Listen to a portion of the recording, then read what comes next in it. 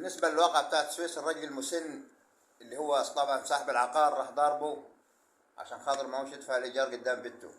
أول حاجة ده راجل عرس وإنسان واطي ومن بيئة قذرة، ولو مش ود حرام مش هيعمل كده.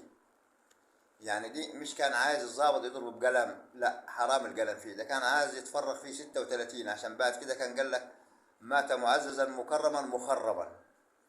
لأن الفلوس يا عرس مش كل حاجة، مش كل اللي معاه الدين فلوس عايز يمتلك الكون، لا. في الجزمة القديمة تتخرط على وش الدين اللي خلفته. يا أخي تعبتونا أقسم بالله، الواحد جاي من مشوار سفر 13 كيلو عشان يدور على الحلال، إنما الحلال ما خلاص الواحد قرف من الحلال، ما فيش فايدة تدور عليه. كل شغلانة تروح يطلع لك فيها خير وبدو ورشاد، تلاقي فيها معرصين ومدلدلين، وانت ربنا كرمك تستقبل هيل على الرجل الغلبان دي. طب هذه واحد تبرع له بشقة والدنيا طهبت معاه، يا ريتك من زمان اديته ولا مين. على الخلف ده.